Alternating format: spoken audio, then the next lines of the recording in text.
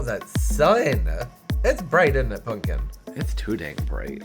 I think I'll get used to it, though. It's only a few hours every day. I talked about this in last week's video. I had all this holiday stuff in here and had shears up and lights behind the shears. It was so nice. Very colorful. Took all that down, and I was like, oh, gosh. Oh, it's too bright. It's just starting. The sun hasn't quite come over that corner of the house. It's just about there. And once that happens, it's blinding in here. No, that has nothing to do with anything happening in this video. Just that's where my brain is right now. Hey, what's up, Garden friends? How's everybody doing? Well, I'm great. Hi, Pumpkin. How you doing? Oh, you're such a sweet pumpkin. Yes, you are. Hey, I think I already said the what's up, Garden friend. Gosh, off to a rough start. It is an absolutely beautiful day.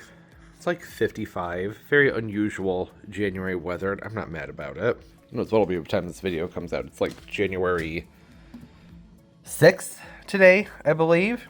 So feeling about a week and a half out. Weather actually should still be pretty decent. The only things I know that... Ooh, I forgot about that. I'm still working on the Christmas stuff. Took a little break, still working on it. The only thing that I really need to get done this week is... Well, there's going to be some repotting. So this basil over here, then there's a couple of basils out in the garage. I might repot both of those.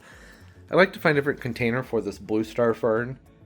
It's a really pretty looking plant, and that's just, I don't know, it looks kind of unfortunate. And that hanging basket just sitting on the counter there. And then maybe get some seeds planted up in the Greenstalk. I don't know. At the very least, I'd like to do some rearranging in the Greenstalk. Let's go out there and see what that thing's doing today. It's so fun because I put it in there and it's just started to reflush and just it's doing its thing. It's looking really good. Almost forgot. I think I need to do some watering out there. So much fun trying to drag around the 100-foot hose. They added 25 feet to this. It's not 100 feet, it's 75 feet. No, actually I think it is 100 feet now. Anyways, added all this hosing to this, and it turns out that that was just... it's made life more difficult. For some reason, that extra 25 feet appears to be the nail in the coffin for me on being able to keep this hose untangled. Never had many issues with this tangling up in the, like, 30 years I've been using one of these things. Add that 25 feet on, and now I have to untangle it every time I use it. Which just goes back to how I'm storing it. So I just need to reel it up more slowly. Realized that I need to water while I was getting ready to come out here, so I thought, well, let's go inside. Get that hose set up.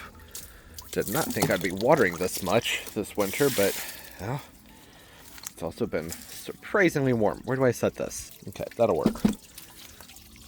I think the pump got clogged up here. All kinds of leaves and things. I probably should grab a fish net. It'll probably work better. Be careful with that. Got an extension cord right there. Now let's get the bigger pieces out for right now. Try and get that guy situated back where it goes. Did I get that cleaned out all the way? I did not. Kind of thought that I probably hadn't. So there's not much point in cleaning that out and then just letting the bits go back in the water. Doesn't really matter when the water's still full of all kinds of bits.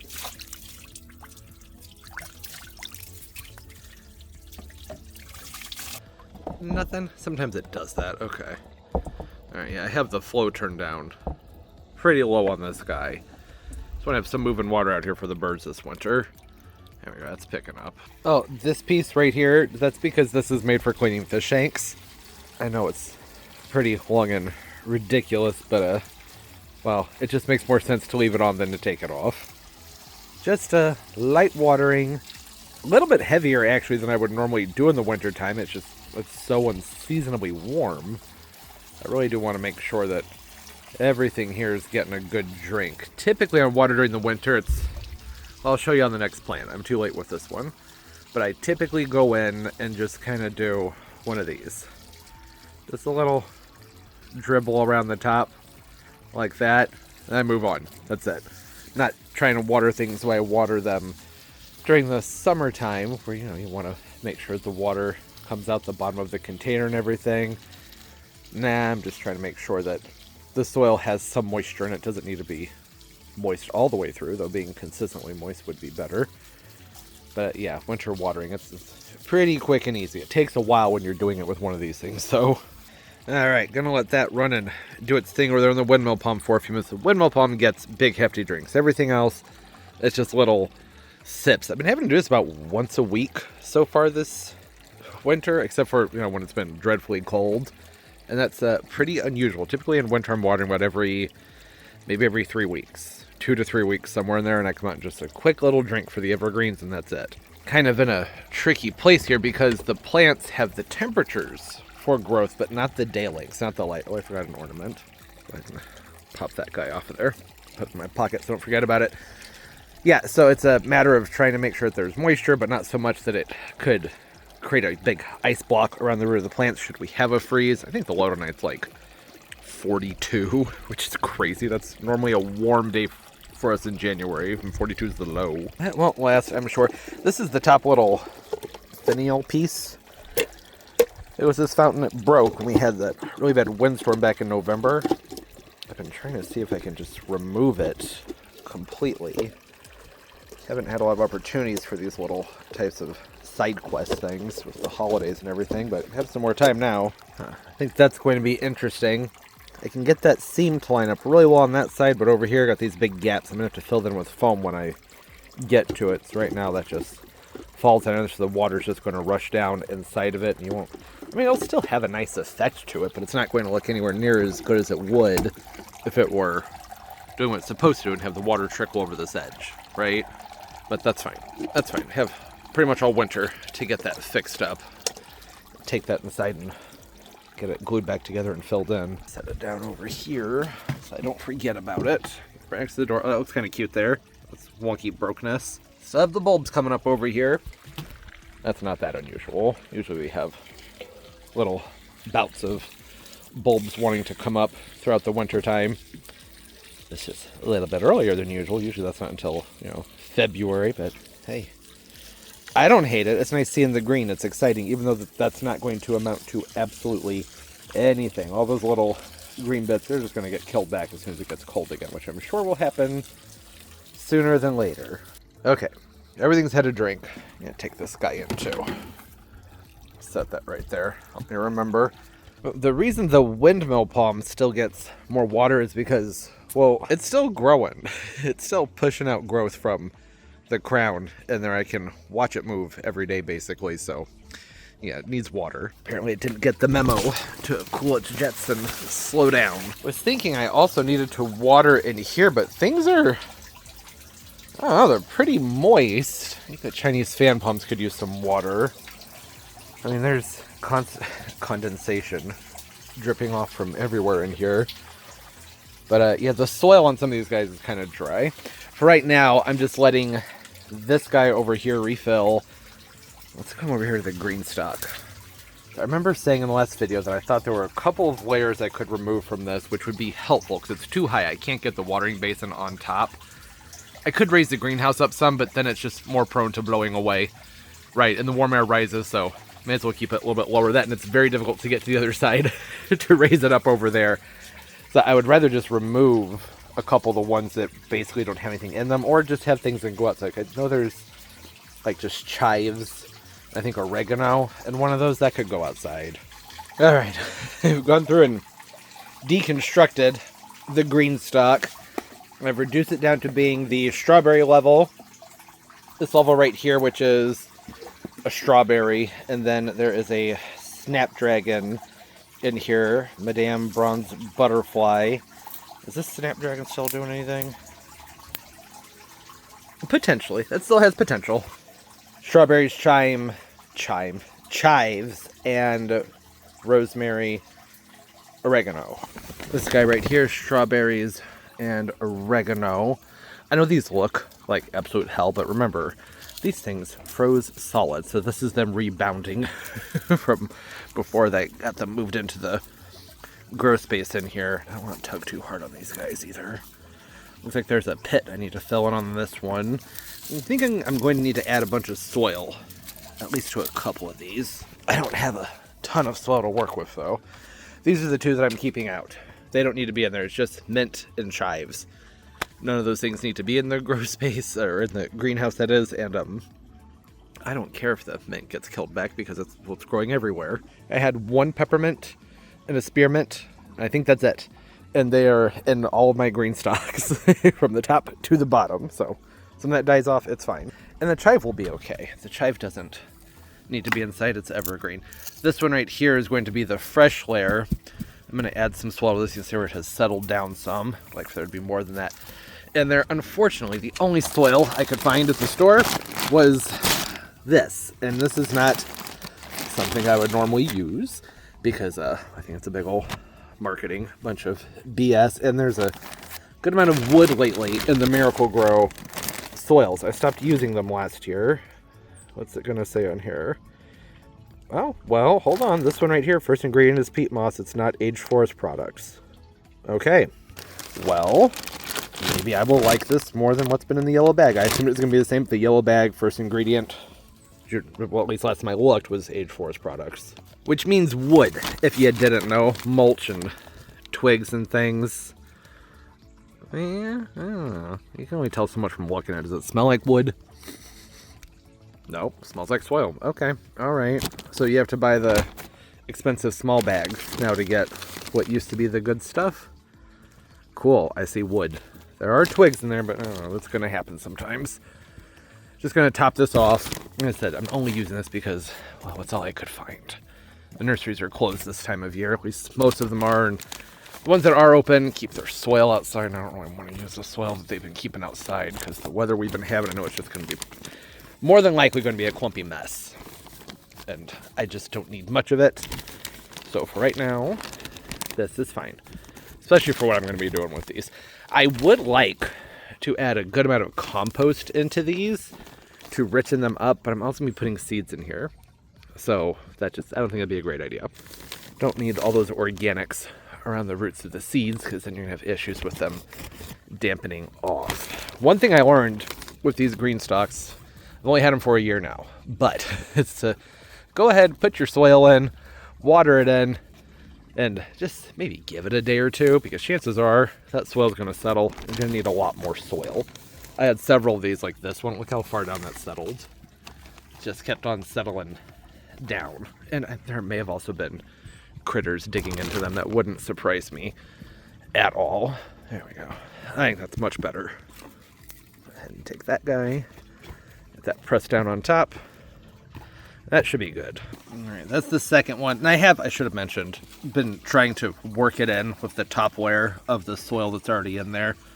I don't have just a pan of fresh mix right on top of the old stuff. Look at how much this one settled. That's pretty dramatic. Very dramatic. So I'm gonna have to add a bunch of this into here. I think that'll be it. I'm amazed. My hands don't feel like they're full of splinters. That's what happened last spring as I was using the Miracle-Gro soil and my hands were getting full of splinters. And I was like, this smells like mulch. I'm getting splinters. What's going on here? And it's just, I don't know, they just changed up their formulation. Peat and everything's gotten more expensive, so that's not shocking that would happen. Can I lift you up? How deep did this strawberry root itself down? I don't want to hurt it, but I also don't want to bury it that far underneath the soil. Yeah, I can lift it up. Bring that up top. That's going to be happier up there. Get to the light better. As I'm taking my fingers, I'm trying to like bring up clumps of the old mix and put it in there with the new mix where I can. Harder to do that around the Snapdragon, right? Because I'm just drowning the poor thing. Although Snapdragon should root along its stem and be okay. Yeah, I could maybe put a little bit more in here. And then I'm going to say, good to get this thing stacked back up and get it planted up. Oh, and we hadn't talked about this. If you didn't know, the way these things work is, well, there's holes in all of these, and you put these trays in that also have little holes in them. And I try and line them up with their edges here. And then the water from the top comes down and it trickles through and gives everything a nice slow water. You just water it from the top and that does everything else for you. So maybe you can see why I needed to add in more soil. Come in here. I don't know how well you'll be able to see. A little spider friend. Yeah, so it'll drip from here down into there. And you want there to be contact between the bottom of this reservoir and that soil so that it can wick its way through and not just dump and pour through. That's the idea. Anyways, this soil is so soft and silky. I'm not saying I like it. I'm just saying I'm not as disappointed as I thought I would be. Oh, that's so much better. So much more manageable. I also like that the strawberries are down lower so I can see the tops. Because I've been needing to come in here and do a bunch of cleanup on them. They had a small cleanup. That was in a video a couple of weeks ago. Then they've fleshed out with a lot of new growth since then. And a lot of the other things have hardened up, like these twigs. So I can come in with a sharp pair of shears and get those cut out. I don't want to pull on them too much because I don't want to uproot the strawberries. I also like to keep them looking good since they're feeling so good and they seem to be so happy. And this right here is the top. That's where the water goes. You just line it up right there. Did the same thing with all the ones down below. Sometimes you gotta stretch and push to make this one snap into place. It doesn't always want to go right where it's supposed to be. There we go. And this is a lid. You don't have to get the lid. I ordered it separately because I keep this outside, right? So it's just easier to keep the whole thing clean if I have something where I can keep the reservoir where you fill the whole thing. I can keep that covered. That just makes life easier.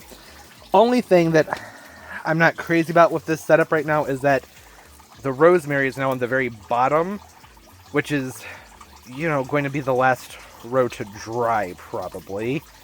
That's not ideal for rosemary, but also I'm not crazy even about rosemary, and I don't really care. I suppose I could go ahead and lift it up and, I might just have it share a chamber with one of these strawberries. It needs a good cutback anyways. Oh, I should have done this before I started stacking them, but it didn't really occur to me until after I had stacked them up. That's alright. Rosemaries are fairly tough as long as they are kept in warm situations and it's not stopping wet and cold. Usually pretty good. Okay. Feeling better about all of that. Got this refilled right now. Refilling this fountain over here. And then going through my seeds. I have 3 different radishes here. Sparkler, Champion, and Crimson Giant. All just dependable varieties. One's a 25-day harvest, a 28, and a 30-day. Crimson Giant just has a larger bulb on it, and the others are kind of just your standard radishes. And then I also have some Swiss chard here. I just plant it because it's pretty. Some white Lisbon bunching onions. So this is going to be like a green onion. It is a green onion. And they have a really nice sharp flavor to them. Yeah, known for its zesty flavor. Yeah, it's a good one. Quick to go to, 60 days. Oh, and it's not light dependent, like your daylight hours. It's not going to throw a fit about that, which is the main reason that I like this one. I was glad to see that they had this one at the store, actually, because, well, I can't grow the ones that are light dependent. I got to be really specific about that. I also have just a black-seeded Simpson lettuce. It's just a quick growing, you kind of use as a cut and go kind of lettuce that's going to go in there. And then this one right here, it looks ridiculous. So I'm trying to hold the seeds in my lap. I have this cabbage. The cabbage probably isn't a very good idea. Gosh, I can't sit like that. Because cabbage gets huge, right? There are smaller varieties. I think there's one called Katarina. But even with that, putting it in a Greenstalk, I don't know. But I really want to plant some cabbage, but it's probably not a good idea. There wouldn't be very good airflow around the head, right? So, well, you get it, right? Because one side of it's going to be pushed up against the side of the Greenstalk. That's what this is called, by if you don't know. It's called a Greenstalk vertical garden, vertical planter. One of those things. I never really said that, did I? Yeah, so, I probably shouldn't, but I'm kind of tempted to. Because cabbage is so stinking cute. And I don't have room in here for production, unless it's in the Greenstalk. I may, hopefully, at some point, be able to clear a spot to just put down, like, one little tray of seedlings somewhere. Because I also have some chive and some things I'd like to start for some other people. I have more than enough chives here, but it would be nice to get those going and something that I can transport and give away. The Greenstalk, once it's in there, it's pretty much in there until harvest. So this one's, it's a maybe, and I probably shouldn't, but I'm kind of tempted to just, maybe just in one or two of them, see what happens. And I don't have a ton of space to plant up inside of this. I think I have, actually I probably have about, maybe, well, there's 6, 7, 8, 9, 10, 11, 12. I'm going to go ahead and say there's like 14 slots available. Now, the radishes, I can put multiple radish in each one. So the top row is probably going to be mostly radish, and then that lettuce And then the rest I'm just going to scatter about. That's pretty much all there is to it. I should probably make labels. It would be a good idea. But, I don't know. I don't really feel like doing it either. Oh, and then you might be wondering, shouldn't you have used a seed mix? And maybe, but I think that pretty much everything I have here are pretty sturdy, and I shouldn't have to worry about them dampening off, with the exception of the cabbage, maybe the chard. But the radishes and the lettuce, I have always just direct sown them directly into either a container with a potting mix in it, or toss them out to the landscape. It does come down to humidity and the nutrients. That's why I didn't add compost to any of these. So I was like, that's going to be too much. The soil that was already in these had been fairly well depleted by what had been in them before. I didn't have any disease or insect problems inside of these. I should mention that. And then that new mix, the Miracle Grow, I mean, I don't know. I didn't see a lot of wood chunk in it, so I'm happy about that. And I don't know, it has some fertilizer in it, which can be a problem. You really don't want to give fertilizer to the seedlings right away, right? You want to get their roots moving first, but I think that with the stuff I have here, with the exception of maybe the cabbage and maybe the chard, everything else generally pretty sturdy and easy to go. Easy to get going. Yeah, so what I'm going to do here is I'm going to start up top, make sure that's closed. And I think I'm going to go with radish first, because that's what I want to plant the most of. It's looking like I could probably do about, I'd say 4 to 5 per pocket. That'll be tight, but it should be fine with the exception of the Crimson Giant. Maybe that one I will still lessen it. And typically with radish, I'm not that great about counting them out. I tend to just pour a bunch in, make sure they're spread out, and then just get on with things, right? So I need to go down about 1/2 inch. So just you know, just a little pinky tip right there. I'll do another one right there. Typically I'd use a chopstick, but I don't have one, so just using my finger. That's it. That might even be a smidge too deep. I don't want them growing too close together, because then you get some weird shaped radishes. Yeah, okay. You can't really see it, but those are good holes.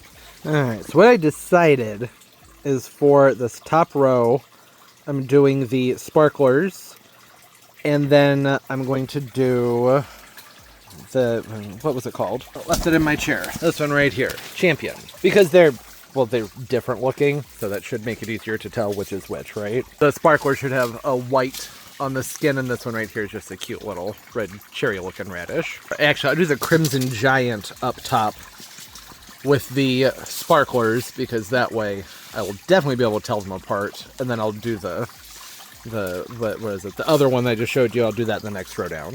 All right, everything's planted up with the exception of the chard and the cabbage. There just wasn't really enough room. I kind of figured, it's like, well, I'm planting all these radishes. I want to make sure that there's, you know, a whole bunch of them. Same thing where I want to make sure I had a few chambers for the lettuce, and I do things in a succession, so, you know, I'm going to see what things look like in a couple of weeks. There might be some duds and maybe some different spots to fill in. You get it.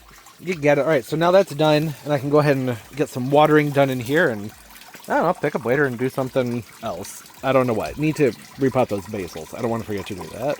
Oh, you know what? I was thinking about all these things I need to do, and remembered, yeah, that basil. Let's not wait on that. Doesn't seem like a great idea. I have 4 different pots here, none of which I'm particularly crazy about, but, well, I'm not going to go out and buy more pottery to repot the basil. This one right here is a good size. It's very hefty, probably overly hefty. This is too large, so that one's out. Not going to use that one. This one would be a monumental pain in the butt to have a basil in, because it's going to want to spread its roots out all the way to this edge. I'm never going to be able to get it out of there without destroying the plants. This is more of a catch pot. It's pretty though, isn't it? Nice looking pot. So that leaves me with these 2 right here. Yeah, that's fine. These will do. Can make these work. Doesn't need to be pretty, just needs to be functional. Needs to keep the plants happy and growing. I'm not going to be able to jump right to it, but that was kind of my whole point. That's why I needed to plan ahead for this, because these containers are cold from being outside. Even though it's unseasonably warm outside, still not warm. And basil, they like things warm. So these are going to need to sit for, I don't know, however long it takes for them to warm up. A couple hours, it depends. If the heater up there kicks on, that's going to warm these up very, very quickly. Oh, okay. I think I like this one a lot better. And look at that. Heater kicked on. So that's good. The next thing I was wondering about was going to be the potting mix. Stuff I was outside and it's obviously cold. Same deal. Could set it here, let the heater run on for it. It'll come up to temperature.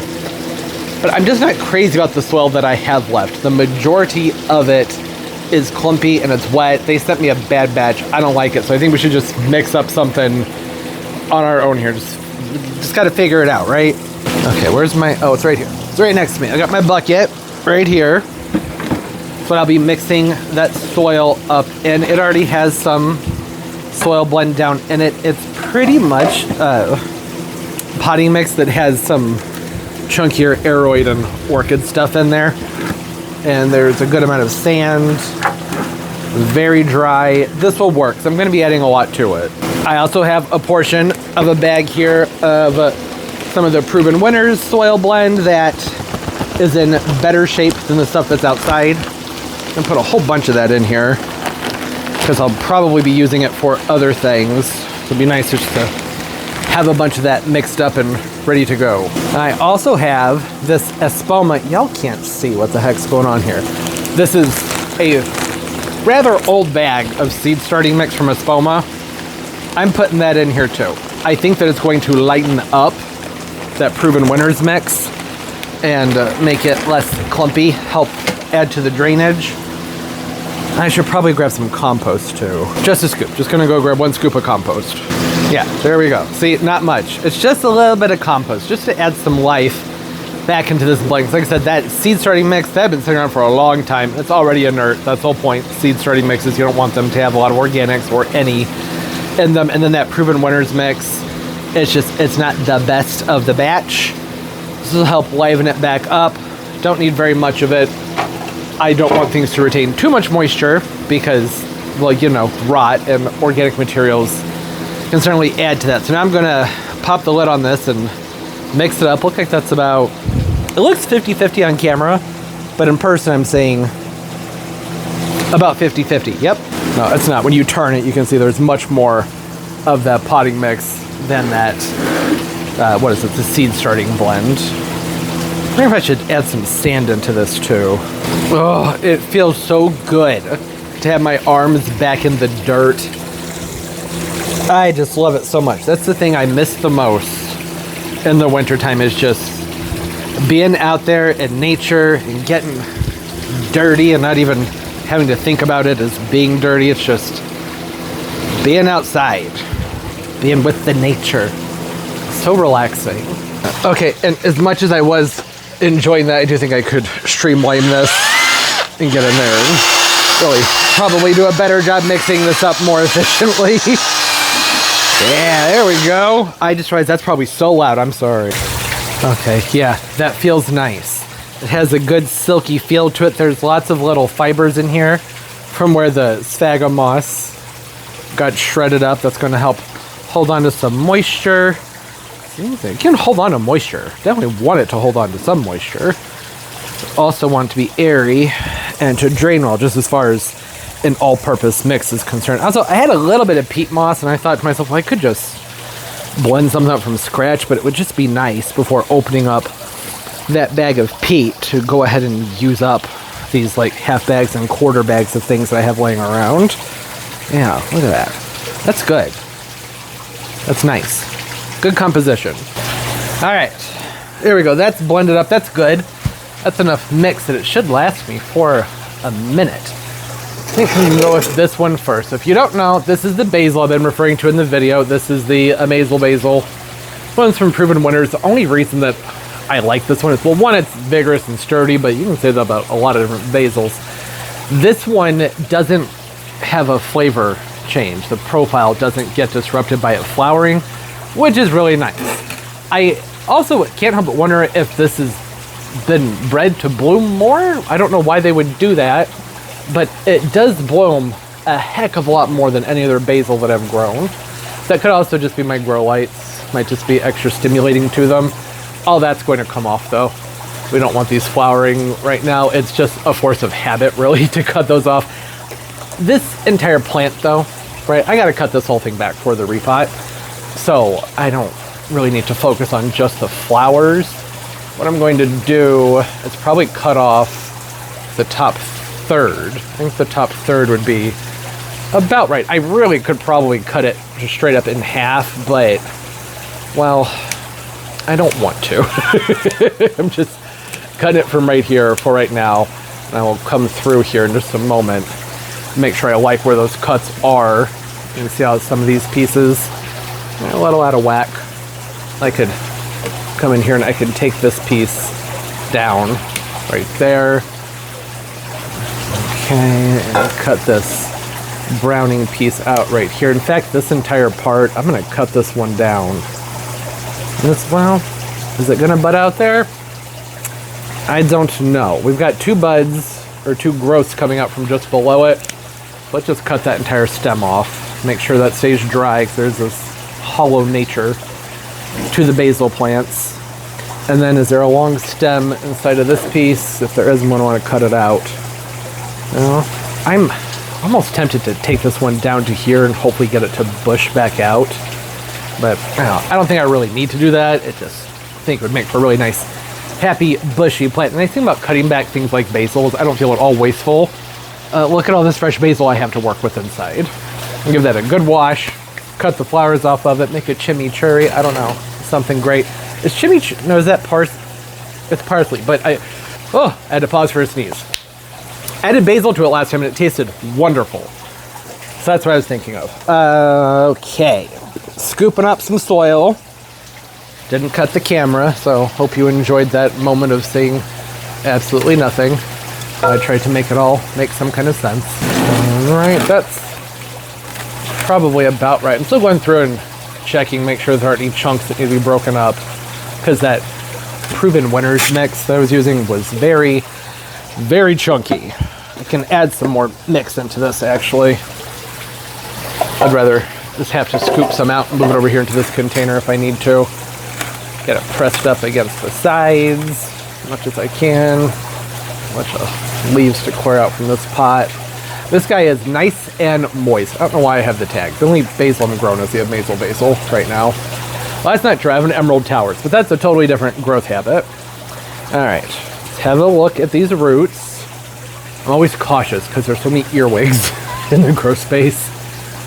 Looks pretty darn good, I think. Nice and healthy. Not a ton of swirling down here. Just enough where just really lightly grazing this like that. That should be all it takes to keep those roots moving in the right direction. Love that. Not a ton of root growth up top. Interesting, so it's been setting its roots down nice and low.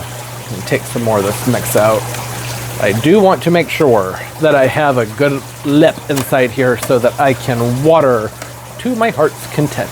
And what I mean by that is give it big, heavy drinks without having to pull back and let it drain down, pull back and let it drain down. Nope, I don't have time for all that. I want to be able to just give it a nice heavy drink. The water can fill up to about that height right there, and then it can drain on down. That's fairly close to being centered. Just put a bunch of soil in here up top. Start pushing it down and get it into all those crevices. This is going to make life so much easier. I have had to water this basil nonstop. Every couple of days it's needed water, which I am somewhat surprised by, because y'all just saw that root ball, and while it was nice and healthy, this was by no means a root-bound plant at all. And that's what I was expecting to see, considering how quickly it's been drying out. But well, there is also a fan circulating on that shelf, so maybe it's just more prone to transpiration, which is the drying water being moved from the foliage. That's transpiration. Like I don't know, like a plant sweating, except not really. It's part of their exhaling. It's the whole thing. I don't think I need too much more soil. Just come in here with another handful. Make sure I have enough in there for it to settle some. Oh yeah, that's good. That's good. I think that looks much better. I am always bummed when I cut them back really far, but that's going to be worth it in the long run, don't you think? Be able to get a nice big bushy plant. And I could probably end up keeping the basil in this container, I mean, for the rest of the time I have the basil, really, up until I'm starting to have trouble just keeping it happy and healthy. which just, you know, signifies that a plant needs to be repotted. Yeah, that's good. I'm gonna do the other one. I'm not gonna film it. It's gonna be this, but in that. Might get boring. Whoa, oh, that's my face. No, we're supposed to be looking at the basil. That was surprising. There's the basil. Wow. I was just opening up the camera to say, I really like this container. I took it inside. I gave it a nice wash. It was pretty dirty. I haven't had anything in this container in years. A long, long time. Lasted for many, many, many winters in that backyard. And it's just, there's something about it. I like the proportions of it. It's just kind of like your classic, your classic flower pot. So profound. Same deal with this one. I'm going to give it a cut back. I think I mentioned this, and I suppose I should. This is a gardening channel. The reason I'm doing this cut back on these plants is to encourage them to push out new roots. All that auxin hormones goes up and flows through, helps produce new foliage. That's now going to flow back down and push out new root tips. And then all of these pieces right here, those are going to come out and bush out and just make for an overall bigger, happier, and healthier plant. And now I have an absolutely absurd amount of basil. So, you know, I have all the basil from the other plants that I cut off in the house too. The Amazel basil, as far as the flavor profile is concerned, well, it's very basil-y, but it's a little bit more sweet than what I'm used to, and I'm okay with that.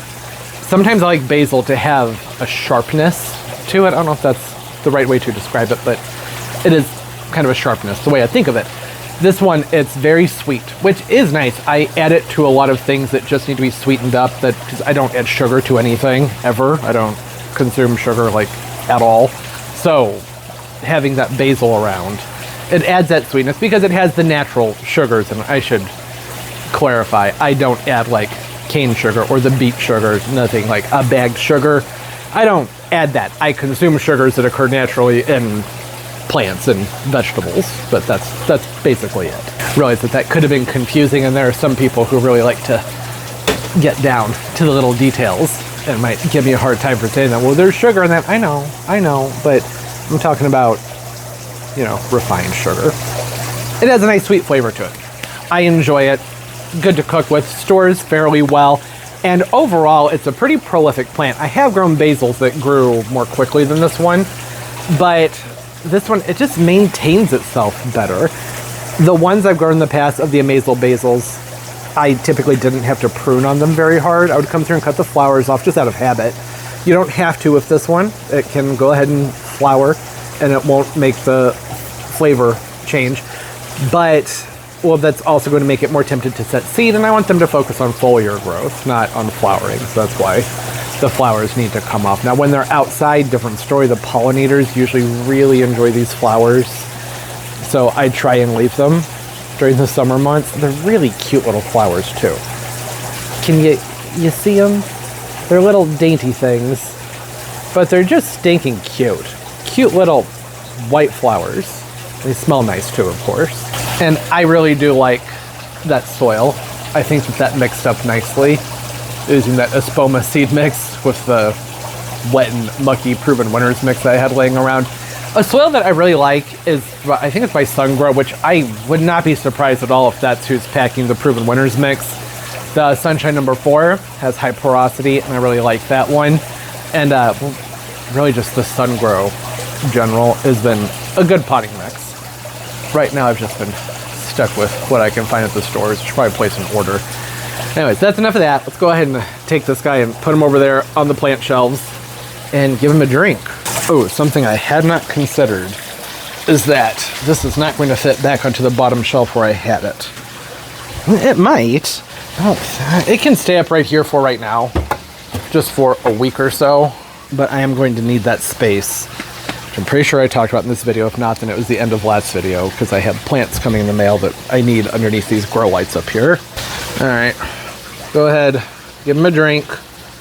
I typically would put a rooting fertilizer in here, but I'm not doing that only because the root balls on these were already so wet, because I just watered them very heavily yesterday. So I just don't think that that's going to do anything, but I do think maybe a couple more days I could come in here and do the same watering end with the root stimulator, it'd probably be worthwhile. Just speeds up the process. Get them to start to spread their roots out and get growing, you know? Well, hey, Turbs. Welcome to 2 days later. Basil's looking good. Pushing 3 days later. Sitting down here with my calendars. The very second I got to work and started to write things down, my frickin' pen dried up. And you know what happens? The reason I never have working pens around here is because myself and everybody else will grab a pen and go, oh, that doesn't work, put the cat back on it, throw it back in the drawer. You stop doing that just because I still see the ink. There's still ink in there, but it doesn't matter because it's not doing anything. Nothing. This is extremely old. I haven't bought a pen in like a decade. I have so many of them. What was the point? Surely I didn't pick up the camera just to tell you that my pen dried up. Oh, my brain's all scrambled right now. I am going to start uploading. It may have started by now. I don't really know. Won't know until I get this calendar filled out. Back to 3 times a week instead of twice a week now that the holidays are over. But it's just a mind game as to what comes out when. So we're going to do Monday, Wednesdays, and Saturdays. I can't keep it straight. I think I have 13 filmed and uploaded and ready to go. I had to refilm 6 of them. There was some kind of weird glitch when I was transferring the files over, and then I went to open the files as I transferred over. They weren't there. I went to look at the SD card. They weren't there. That's never happened before. That's new. Nearly 10 years doing this. Actually, over 10 years doing this, and still having first. That's fun. That's okay. The heater over here that I'm pretty sure I've raved about in the past, one that's over there behind Turbo's butt. Let's call him Tucker. But it doesn't work. Well, it works, but the fan doesn't blow on it, and I think that that's a problem. You can see here, I turned it off, you know, it's not burn everything down. Out here, the light goes on, and it warms up, gets really hot, but that fan that's in there, nothing. I feel a hum, but that's not enough. So that's dangerous, and I was just talking about, I don't know if it was this video or not, because like I said, I filmed like 9 videos in the last couple of days. My brain's just scrambled. But I've had this heater forever. Literally, since I was a teenager. It's been great. It was like 20 bucks. But, well, that's over. So we're going to go to Ace. There's one down the street. They have one that looks similar to this, where you can flip it from 750 to 1500 watts. You can choose. And it's just a basic metal space heater. I have a bunch of other space heaters, so I feel silly going and buying one. But I know that I like this. It works out here. It has a stronger fan on it, which is nice. Things can get awkward when it comes to the fans on these space heaters. So you want a fan. I want a fan out here in a space like this that's going to help circulate that air, right? Keep it moving and help keep warming it up. More and more that air goes through, slightly warmer each time. You get warmer air. Radiant heaters are great and everything. They take up more space. And there are a lot of ceramic heaters that are great, which is mostly what I have up in my attic, but they don't usually have a very strong fan on them. Like, you have to stand basically where turbo is to feel anything from them. So I just kind of like this right here, which is basically just a dramatic hair dryer. So I'm gonna go get another one. Oh, it was good. Nice 14 years with this guy. It's been nice. I'm hoping it doesn't have anything to do with like flipping on and off a lot because of this thermostat, which is now on the ground. I was just sitting on the ground messing with it. I decided that I needed to raise the temperature variable on it. I had it set for 15 degrees, which meant that it could drop to 40, and I would like for it to actually stay a little bit warmer than that in here with the other heater. Or to have them both running at the same time, take some of the stress off of this guy over here. So that's why that's all down there like that, and I have the probe running outside the greenhouse. I need to see if it's kicking on and all that fun stuff. So yeah, let's go to Ace. And well, oh hey, it's been a couple days. If there's any action with the seeds. Radishes are usually pretty fast to get going. Oh, look at that. Look at that. Little baby radish poking up. I think that should be one of the sparkler radishes. Oh yeah, got a bunch of stuff going on in here. It's not, you know, not much. But they've just sprouted. That's pretty good. Really, I'm pretty sure it's been 48 hours. I think. Pretty sure it's been 48 hours. Another one down there. Anything over here? The Crimson Giant spot? I don't think so. I need to grab some clips and just clip these right to the front. I think that'd be a good idea. And then I have lettuce and other things planted around, which I would be a little surprised to see any of those things sprouted up by now. That would be surprising. Those things usually take longer we get going. Oh, there's something coming up down here, but oh, that's one of the other radishes. Of course, the radishes are going to be coming up. Yeah. Well, anyways, it's supposed to start cooling off. It's been a wonderful, wonderful, mild winter thus far. Oh, that'll help me get out. But all good things must come to an end, as they say, or really just return to normalcy. It's generally not in the 60s and 70s, or heck, even the 50s and 40s in January. It's usually just absolutely cold and miserable. I think the low tonight's like 28 or 30 or something, which is still great. That's an average high for us this time of year. But, you know, I want to make sure that the heater's up there and going, because the day this video comes out, which is a week from now, for me, it's supposed to get down to 16. What's going on with my eye? Look at that. What happened? I think that's from being out in the grow space for like 9 hours. Look, I'm at a nursery. I hope you have your permission slips. It's time for a field trip. I just need some like terrarium style plants. I don't know what they have in here this time of year. I've actually never been to this nursery in the wintertime. Timber ones. I may have stopped in before. Probably. It was Timber Creek when I was a kid, and then it was Summer Ones, and then now it's Timber Ones. I think it may have been something else in the mix there. I don't know. But it's a great nursery. Everybody here is always so friendly. I hate going to nurseries during the wintertime because there aren't usually a lot of people, and it's really awkward, and I don't know how much I'll be able to film.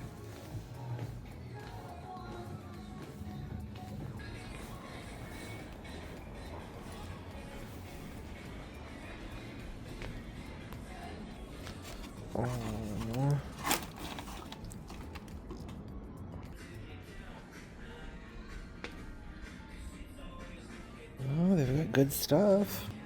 I know why I'm whispering. There's nobody in here. Yeah. Oh, the nanugs. They're so pretty. So pretty. Love the color on those guys. Hey, here's a good fern. Looks like a nice little button fern. Yeah. The thing with the button ferns is they get these little blemishes, and it tends to drive me crazy. Oh, little baby monstera. That's cute. Some Scindapsus, Phytocerums, bird's nest ferns. Oh, yeah. I always love a good Maranta, and lots of pothos to choose from. Won't be using those in any type of terrariums. That'd be too much.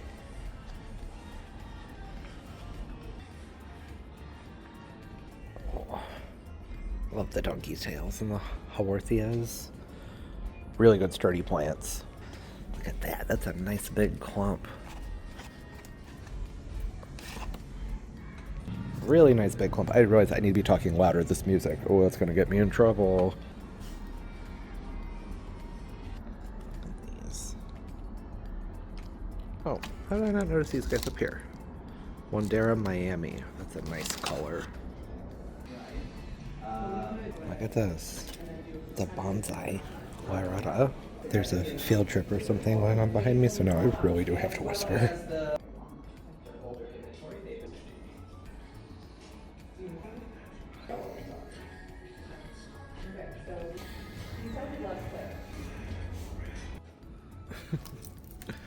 Look at these. Oh, they look nice. I kind of already passed by them. I didn't really have a good look at them, but it's only $10. They're good size. Sorry, $11. Oh, I wish this wasn't sold. That is a nice mount. Oh, it's so pretty. I guess actually I'm glad it's sold, because if it wasn't, I'd buy it. Also, I just buy a wooden orchid basket, toss a couple of these in there, and a year or so it'd look kind of like that. That was fun. Got some neat stuff in there. Sorry I was so quiet, but there were other people shopping, and there was this, not really a field trip, but there was a kid in there who was getting help for some class experiment that he had going on. They were doing education and everything. I was just like, I don't want to be a distraction. So, well, you got to see it, right? Not a lot of talking, but that's okay. It's about the plants, right? This thing is tiny. That's not the same thing as what I have in there. The one I have in there is probably 20-something years old, so I'm not going to find that exact heater. I don't know. I mean, I don't know. Maybe the size doesn't matter. I guess we'll find out. Yeah, that's too little. I'm going to go to Lowe's. I mean, it might not be too little. I want to see the Utilitech one. That's when they have it Lowe's. It's $10 more. I want to see if there's a difference. May as well check it out. And it's a beautiful day. Look at the clouds. They're so pretty. The thing with Lowe's is that I forgot. Sometimes I lose track of what I'm saying, but then I'll just keep talking. Eventually it comes back to me, but it didn't that time. The weather's nice. That's what it is. You know, we only have a few days left of this, and I'm sure that it will actually be winter. It's been so nice being so warm. But when it gets super cold out, which is what it will be next week, the day this video comes out, I kind of want to back off on picking up houseplants and things. Like I said, I have some terrariums and some other things I'd like to do, so let's check out what they have there at Lowe's. I liked what they had over there at some Timberwinds. Had a great time there, by the way. Went into the back and just talked with one of the old guys, these old fellas that's worked there since I was a little kid. Taught me a lot of things about gardening when I was little, and suggesting some greenhouses and things that I should go to. It might take you guys along for that. Production greenhouses and things might go by this spring, and chemical warfare when it comes to mealybugs, and how it's basically just become an understanding that you can't get rid of them. This has to be a part of your gardening lifestyle once you have them to spray for them. All right, got a green light. We'll pick up at Lowe's. Oh, the trip to Ace was not wasted though. Look at this tiny bucket. No, I don't need it. My nephew loves these things.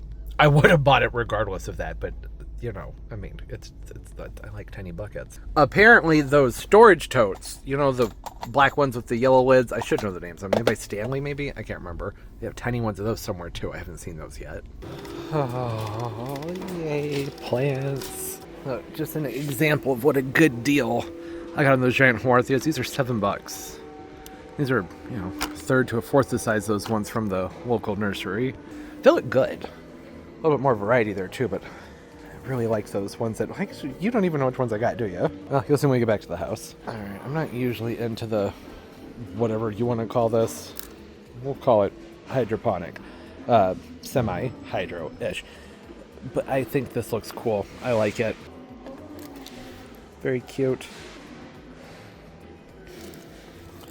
Well, that's a neat setup they have here with the Hakanakloa. I did that the last time I talked about these. These are not Hakanakloas. Kalanchi? Kalankan? I've never been able to say it. You know, Kalanchoe, you know. Kalanchoe. There we go. Brain had to boot up. That'd be an awesome way to sell African violets. I think that'd probably benefit from that setup more than those would. Ooh, that's some nice variegation. That's beautiful. Yeah, Varnicki. Those are nice. Not suitable for a terrarium. Oh, this might be Pilea. Those do really well. Hemigraphis. Yeah. Purple waffle plants. Great. Some more button ferns. Bonsai-ish plants. And then, oh, that's a lot of stuff on clearance. What's wrong with this guy? There's nothing wrong with this. A few yellow leaves. Hey, I don't see the kiwis at the big box stores very often. And if it weren't January, I would definitely buy that. There's nothing wrong with you. If they think something's wrong with you just because your flowers pale, it just needs more light, get more color in that inflorescence. Bract will get a nice, deeper magenta, kind of hot pink color to it. Why is this 50% off? Why was it $50 to begin with, though? That's crazy. These are totally fine, man. Oh, I wish it was summer. I don't like trying to keep the Freticasas going in the grow space. They're just spider mite magnets. If it were March, I would consider it. I mean, I'm still considering it. I really shouldn't be, though. I could try storing them dormant. You can do that temporarily. But what's happening to my mouth? Short term, temporarily, you can store these kind of dormant. They'll just get, well, they have to have good sticks on them. These don't have much stem on them.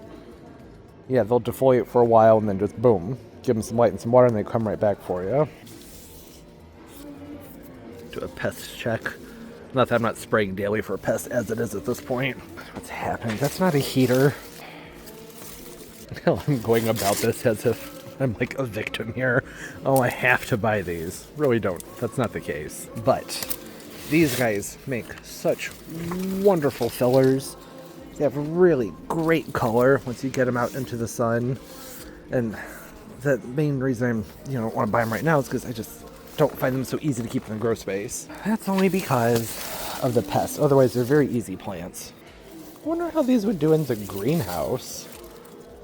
Getting low on space out there, but I think these would probably do well in there. Okay, so we'll call it an investment in science. I'll put half in the greenhouse, half in the grow space. It won't look very good by the time it warms up outside, but they're quick to recover. When you get them outside into the summer heat, they rebound very nicely. Wow, there's some big sansevierias. Okay, this is cute. That's cute. I like it. I used to hate this gimmicky stuff. I was like, could you please just sell me my plant in the black pot and mark the price down? But that's cute. I like it. I don't want it.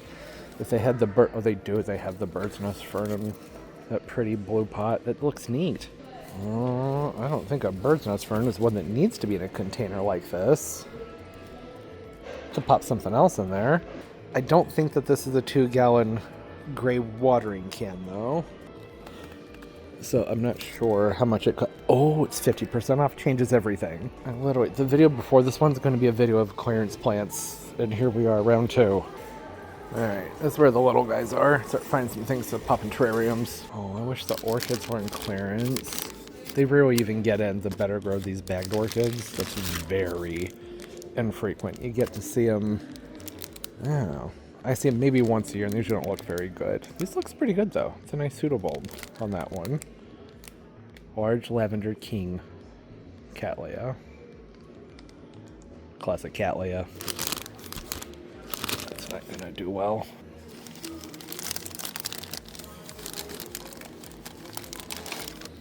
That's a pretty good sized plant. What? Well, that's not... You can't do that. That's not good.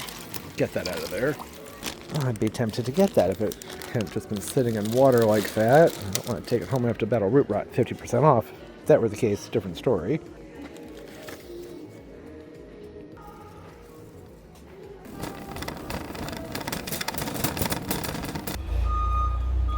I'd like to find a pot for my blue star fern.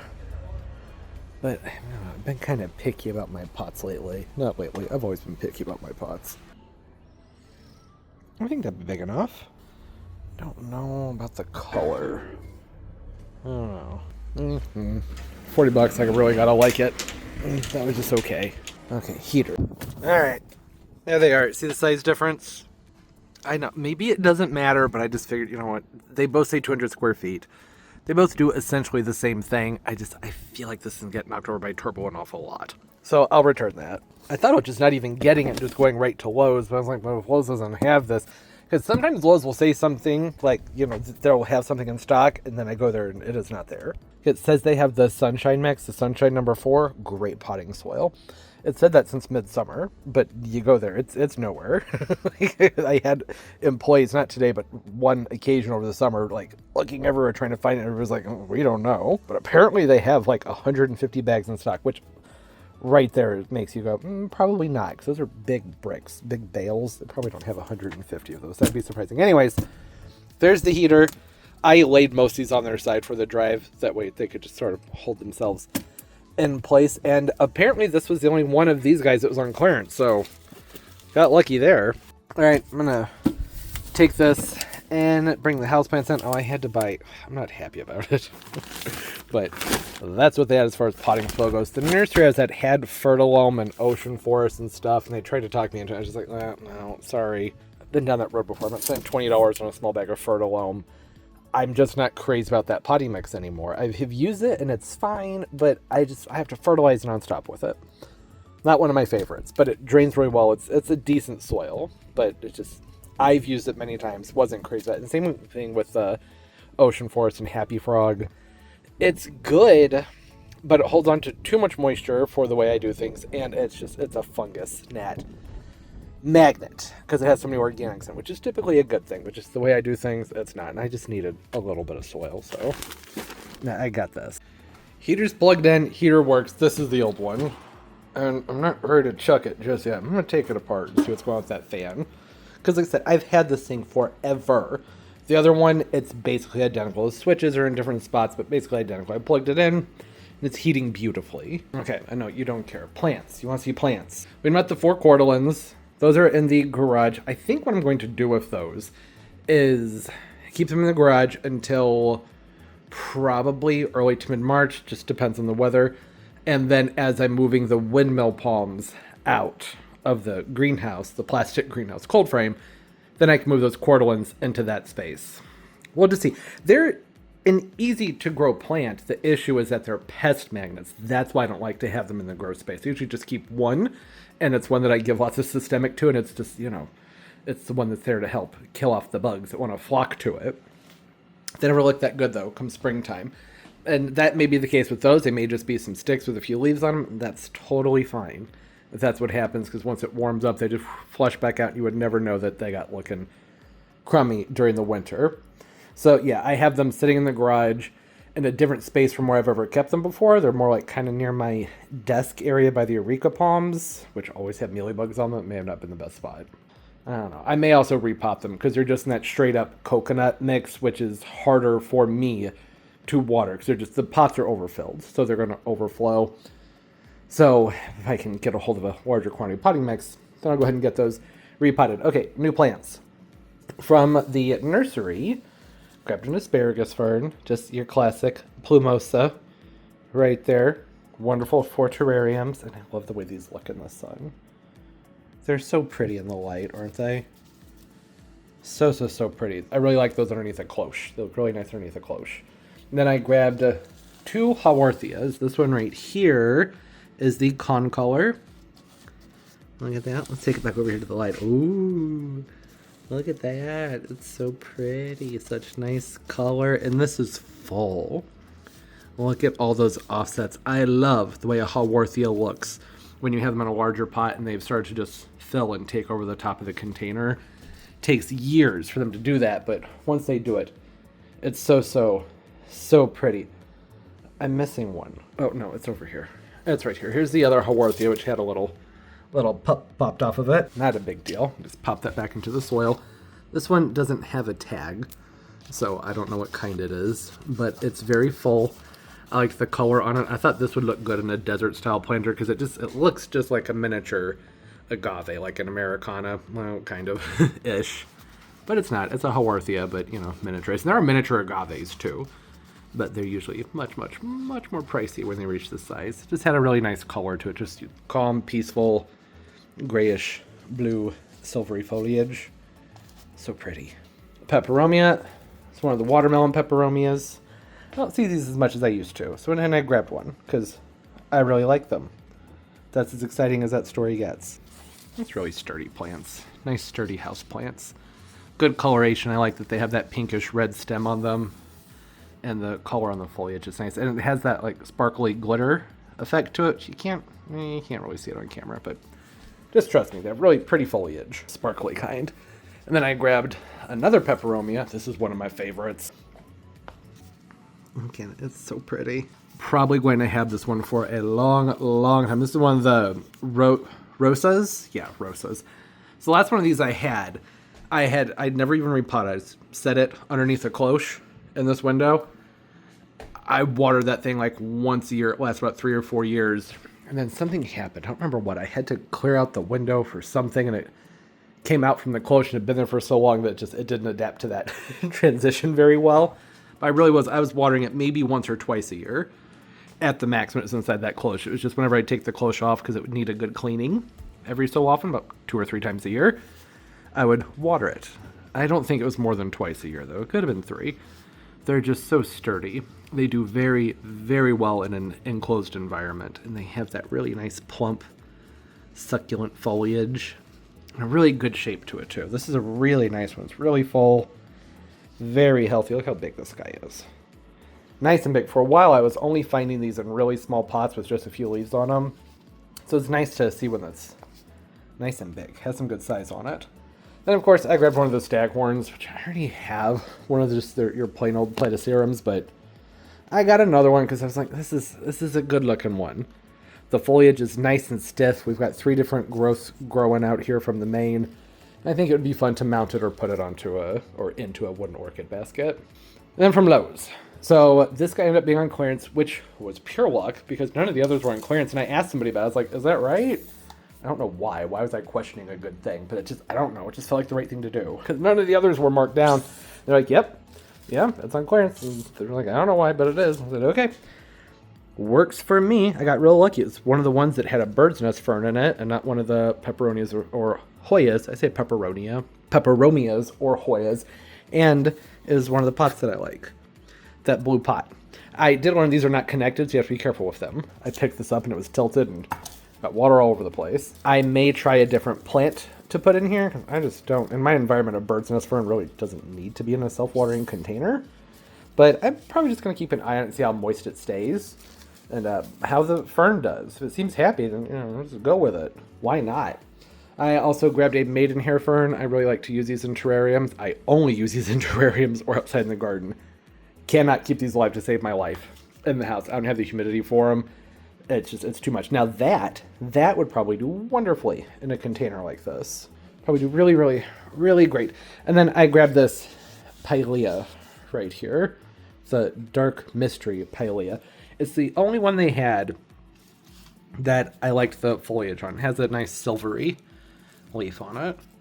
Just a nice contrast to some of the other things. Everything they had that would have worked for a terrarium was either very dark foliage or very fine foliage. I was like, well, I'm already going to have the ferns, so I don't want too much really fine foliage. So, yeah, here we are with those. I'm just kind of trying to build up some stock so I can do some terrariums. I'd like to take this out of the box and have a better look at it. I wasn't exactly sure how you open this, but it has a tab right here. I'm going to assume that that has something to do with opening it. Okay, all right, there we go. Yeah, and some of them at the store, the bottoms were all wet and they were falling right at them. So if you go to the store to look at these guys, be careful because they will pop right out. Let me just lift the top off of this. I don't think that this is a one-handed activity, but I'm going to give it a try. There we go. Yeah, it's got its wick in the container. And then right down here, got the basin. I like that they put this foam ring on here because I just feel like the sound of this clattering on top of that glass would not be a noise that would sit well with me. I could see that bothering me. That's nice, just a little buffer. Yeah, I like that. I think that's cute. I don't know why I don't usually go for these gimmicky things, but I think it's because I like the pot. It's the blue and the earth tones, and to me it's just tranquility is what I see when I have those colors. And then that's, I don't know, that's fine. Really, if it were just in that pot, I would have gone for it. And then putting that little reservoir under there, that's even better. This would be awesome for a gift for someone. This says Brook Self-Watering Planter. It's a perfect pair to any plant. The self-watering design makes plant care a breeze by providing your plant consistent hydration, allowing it to flourish effortlessly. With its integrated wicking system, Brook takes care of your plant's water needs for you. Each design is comprised of 2 separate pieces, always lift from the bottom. Monitor the water reservoir regularly, make sure there's enough water for your plant, as the system only works if the wick is submerged. Refill the reservoir, but careful. Yeah, refill it. Yeah, on average, plan to rinse and refill the reservoir every 1 to 2 weeks. Okay, about as often as you would probably need to water the plant, right? Don't agree with the any plant thing. There are a lot of plants I would never put into a self-watering container. Bird's nest fern isn't up there as one of those. I just don't think it's necessary in my climate for that, because we have enough humidity for them. And you don't really even need a lot of humidity usually for the bird's nest ferns. They're so tough. This is, what's it called? The ripple? Or is that what it's called? The one with all the little waves on it? I think. I can't remember. Whipple, ripple. Of course, it just says assorted foliage, so that's useless. Okay, well, it's cute. It's cute. I like the colors. There's good colors on it. I'm going to set that back there. Let it get some light. Put this back over here, put that back there. I don't really like having the sponges in the stove up there. I set them in the sink an awful lot. Pretty much just take them out when people come over. Hey, new plants, unexpected. What a nice surprise. It's because I was out and I was like, well, I'm going to be going by that nursery. And then, like I said, when it gets cooler outside, which it should be right now, I'm not as comfortable going out and buying plants as frequently. And the nurseries typically stop having them come in January and February, at least as frequently. It's more risky bringing them in when it's, 10 degrees outside. So I thought, well, let's just go ahead and get some things. I'm really happy with everything. I love the peperomias. They're so pretty. So glossy and chunky and thick. I always have to control myself to not play with them too much. Okay, that was fun. Got the new plants, the new heaters installed. We'll probably just pick up. Oh, hi, Pumpkin. How you doing? Can you say hi? Give us a sniff? Thanks, Pumpkin. That's a nice sniff. Yeah, I don't know. We'll do something out there. I don't know. I wish that this one came in that nice blue color. The other one is the smaller one. It was in that video. Why won't this go in? I had this outside in the grow space going horizontally in a shelf, like it was on its side. I've been waiting until after the holidays to bring this in because I wanted to put it up in this window and put a bunch of plants in it. Now I got the plants. This thing is being stubborn. Keeps getting hung up. There we go. There you go. Sorry, you couldn't see that. Has these little pieces right here. You can sort of... No, you can't see it. Little notches that it fits into. Anyways, moral of that story is that this thing has lots and lots of water spots on it from, well, it being on its side. So whenever I watered the plants that were up above it, the water would come down on it. Not too much. Probably have to take multiple passes. That's why I'm just using a paper towel right now because I already had one out. So I'm like, I'll just keep using it. I'll probably have to give this another go, I'm guessing. I'll be using a microfiber, but, you know, what can you do, right? I think this will be good. Just going to shine this up really well. Set some of the plants in there. I think that's good enough. By good enough, I mean it's about as good as it's probably going to get right now. I wish these guys would have bloomed back during the holidays, because I'm still excited about them. They're going to be beautiful, but I'm ready to move on to other things now. The Amaryllis ship has sailed, but that's okay. They're doing a lot of growing. You know, they sat around for a couple months, did a whole bunch of nothing, and this one back there, that one's about to bloom. To remember, get these going earlier next year, and maybe don't use a holiday-themed container. Not much to see there yet. Sure, by the end of the video, I'll be able to see something from them. I'm actually just about done filming for this video, but we still have a week until this comes out, so I figure, you know, I'll hold off and then do an update at the end of the video with seeing if anything's growing in that Greenstalk and if anything's changed in here. You know what, while I'm at it, I think I'd like to swap this vase with that Sansevieria over there. That corner gets a little bit more light, so I think that that would be a lot happier over there. Oh. Forgot how heavy this guy is.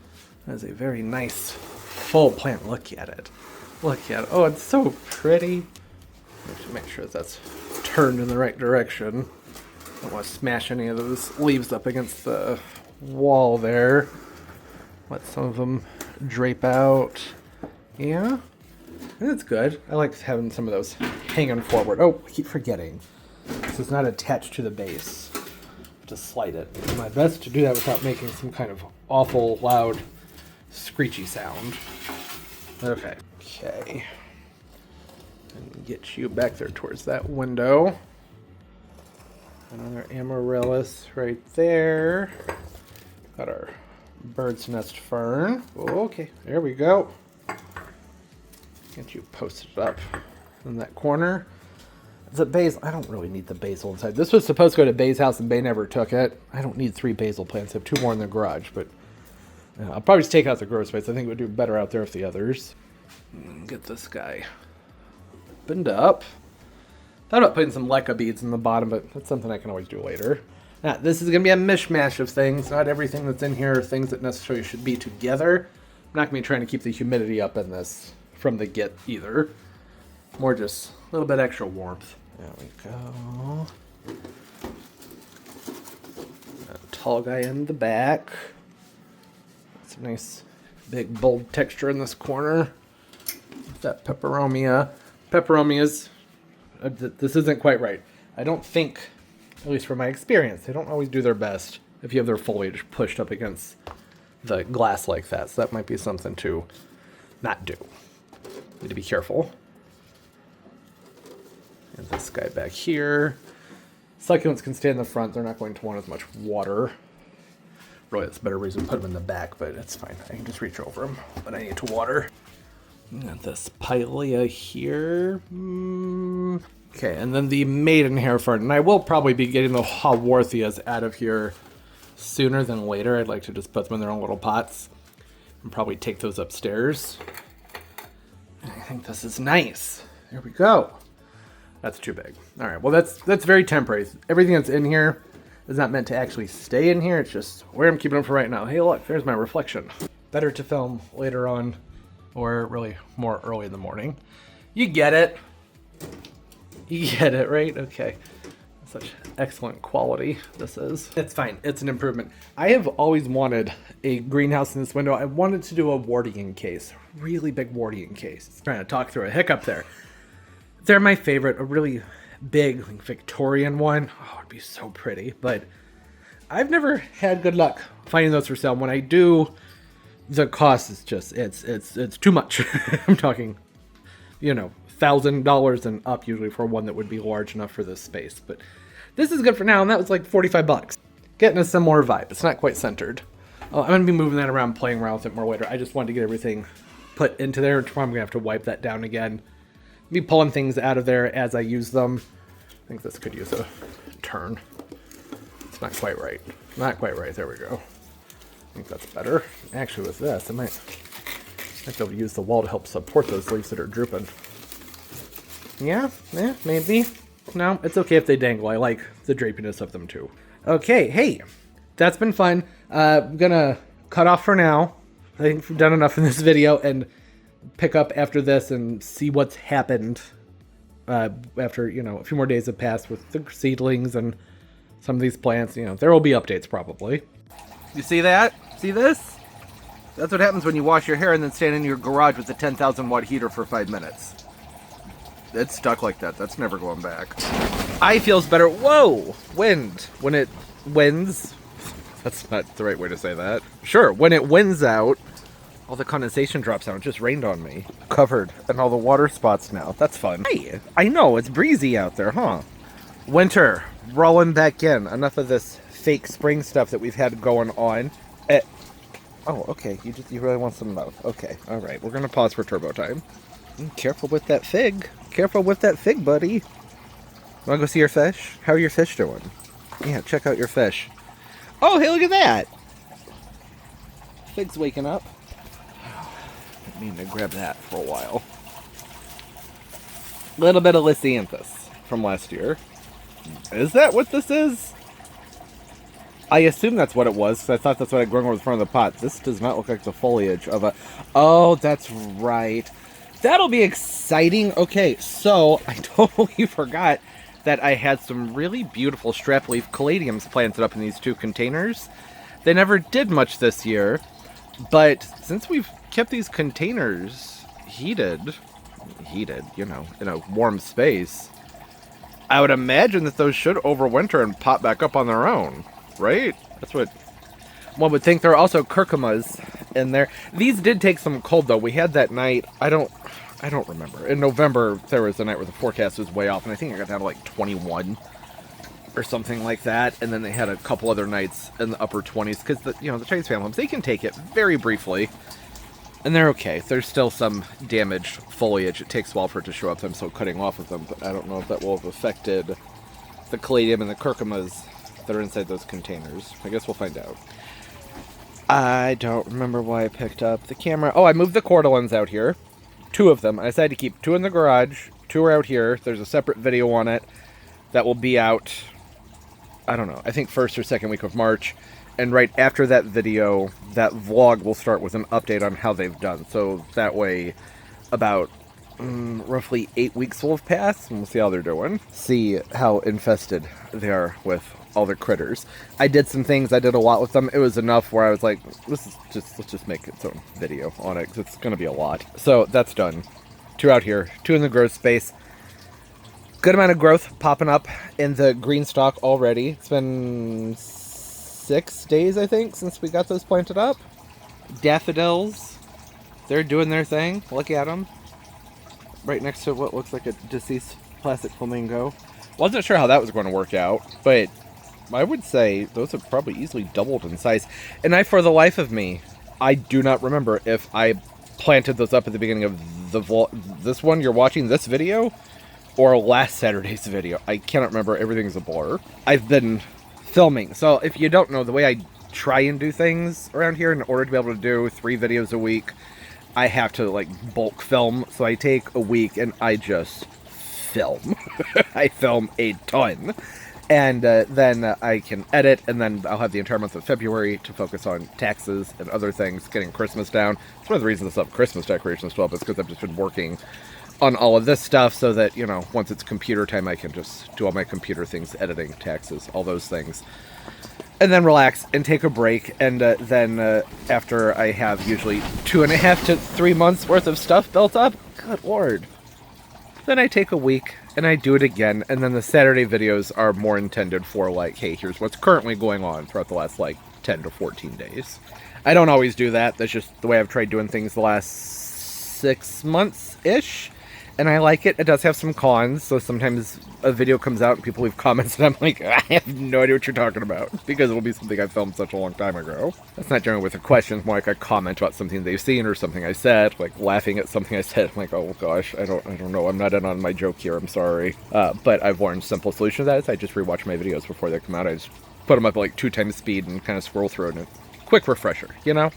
Have a mixture of content in here, stuff going on in the backyard, and stuff being filmed in the grow space. I had some feedback from some of y'all that you really do enjoy the videos, some of you at least, of me just doing stuff in the grow space sitting at that desk. I didn't do much of that last year because I thought maybe it was boring and people wanted to see outside things. So last fall, or I should say fall of 2023, or 2024 leading into 2025, I did a ton of filming in the entire month of September so that I would have videos to come out all of winter that were filmed outdoors. So it'd be like, oh, I know it's winter, but look, we're outside and it's summer. But not really. I'm actually sitting inside just like you are, miserable. I want to go outside.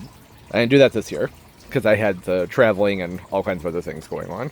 So I'm back to filming in the greenhouse, grow space. That's been fun. Have another space. We've been doing stuff out here.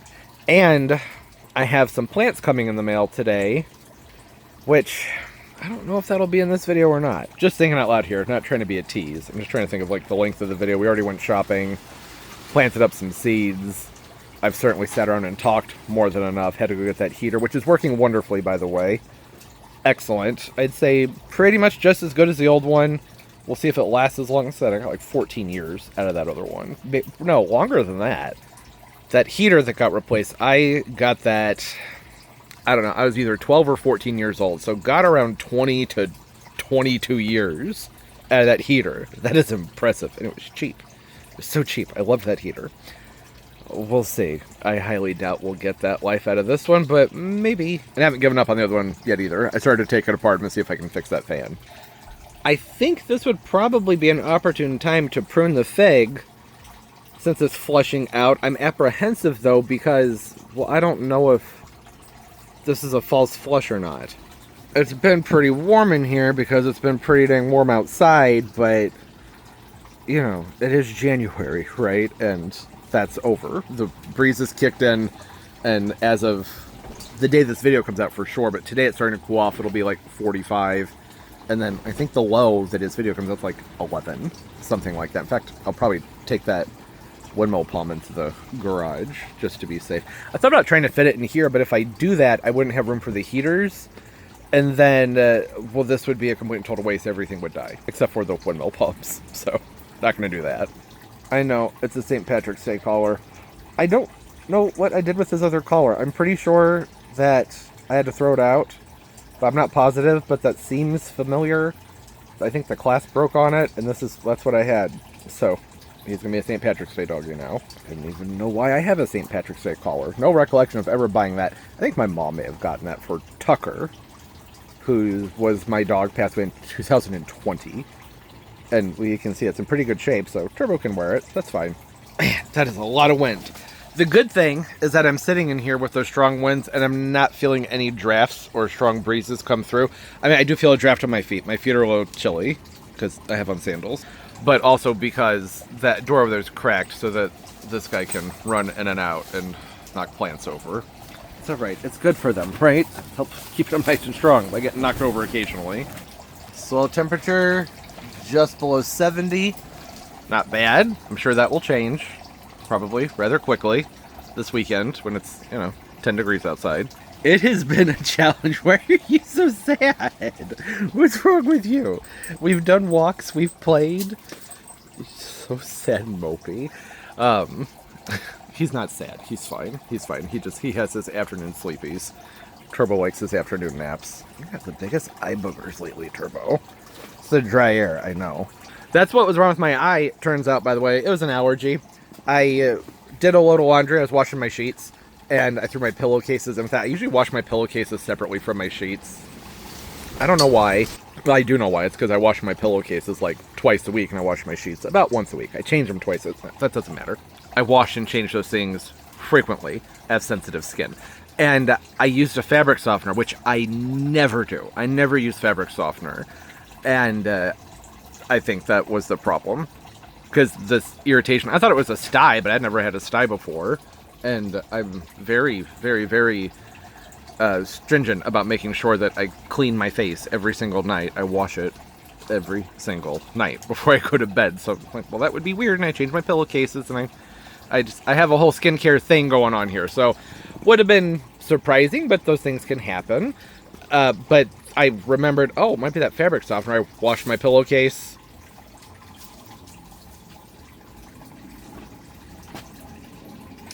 Rewashed it without the fabric softener. Woke up. Eye's fine. Still a little red because it was all swollen and everything, but irritation's gone. So, yay. I did the warm compresses and those things. I actually bought an electric one. Warm compresses, I need to get back to plant stuff. I'm so sorry, but let me just say, the recommendation for a warm compress when you have a sty in your eye, what a big ask. At least for me, because, you know, you go ahead and you run your washcloth under warm water, and then you put it on your eye, and 2 minutes later it's cold again. So you gotta just I had to get up every 2 minutes, and you have to have like 15 minutes, and they say do that 3 to 5 times a day. I spent like 2 days just basically doing nothing but reheating washcloths. Not really. That's very dramatic. It was very effective. Helped so much, that moist heat over the eye. And I did find that putting a piece of aluminum foil over it, like a patch, helped hold the heat in really well. But I ended up buying an electric one that you plug in. It's just like a face mask, but it goes over one eye. Works wonderfully. If you get styes on a regular occasion, highly recommend. Works so well. So much easier. Okay, I think we're caught up. Let's go look at the Greenstalk. It's the only downside to, if you ever hear me say, we'll pick up in a few days, that means you're about to get 10 minutes of who knows what as far as catching up goes. Sometimes things that weren't relevant at all. Did we talk about this? I don't think we did. That's going to be a different video that comes out sometime in February or March. Look at it. Isn't that awesome? Olive tree's happy. This thing is budded up. Covered in flowers. Love that. Now let's start from the bottom. You can see down here the thyme coming back to life. That's good. Yeah, nothing going on in here. I don't think I see anything.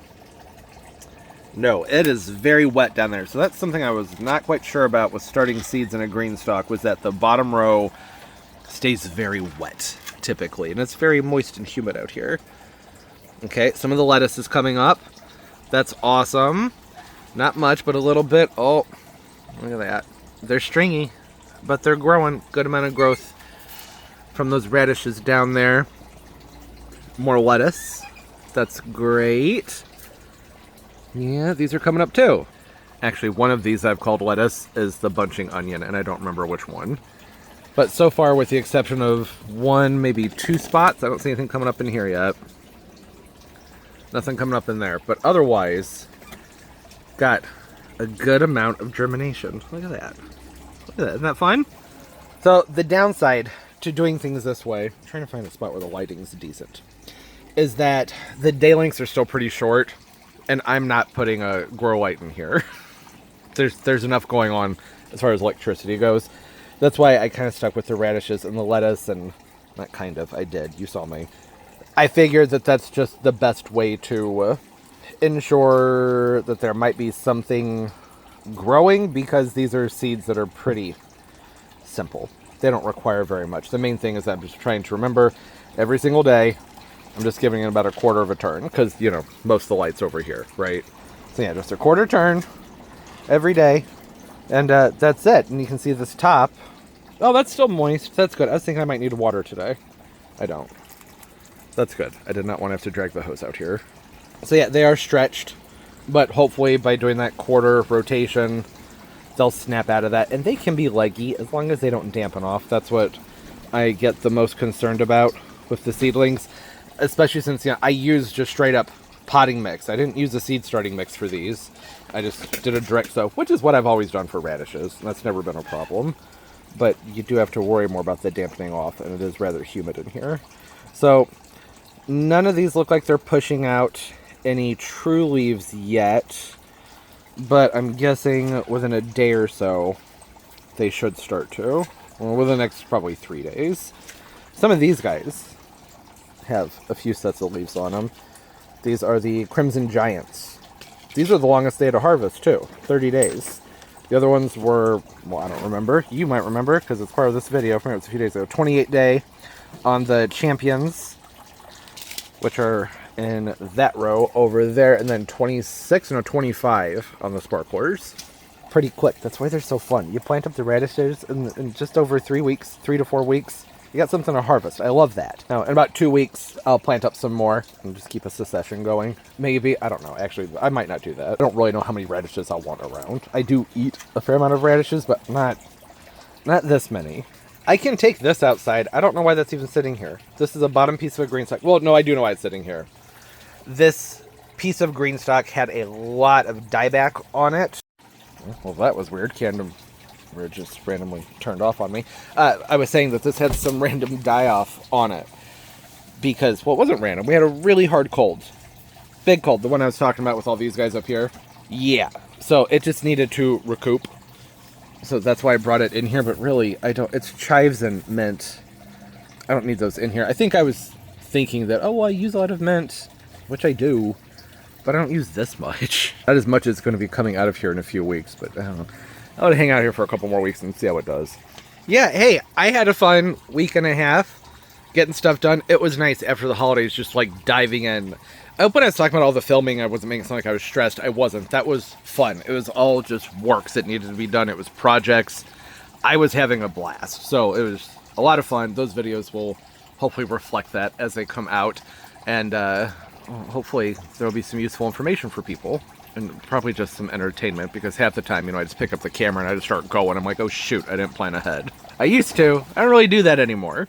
I don't really think out what's going to happen. I go, well, here's what I want the end goal to be, and then I hit record, and it's like, let's hope we get to that. I just think it's more fun that way. A little bit more laid back, but it does make things longer sometimes. Yeah, anyways, I decided I'm going to hold off on the unboxing thing until the next video, because I do still need to process this one, edit it and everything, and it's probably already plenty long, so... I'm not going to talk it down either, but it's a few plants coming in the mail that will be kept in here. Plants that for some reason I can never find for sale when I want them, which would be the growing season.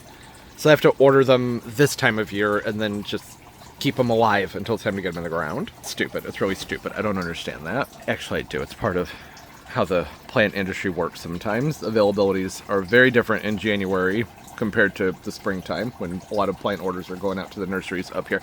Yeah. Hey, hope everybody's doing well. Having a great day, a great life, and everything's just going absolutely beautifully for you. Comment down below what's going on in your gardens. Are you seed starting? Are you considering the crops that you want to grow? I'm trying to remember this year, so there will be several videos in March that come out that it's just like, hey, if you want to grow these and you don't live in the right place for them, these are things to think about now. Like, if you want to plant things that are marginally hardy. I haven't been good about remembering that the last few years, so it's a lot of hardy palm talk and stuff like that, and, microclimate stuff. Just trying to take advantage of the nice weather and be able to walk around and film outside. It was great. Glorious. Oh, it was so nice. It was like 65 degrees yesterday. I was just sitting outside filming the palm trees. It was so relaxing. Anyways, hey, as always, and most importantly, everybody, keep on growing. Bye-bye.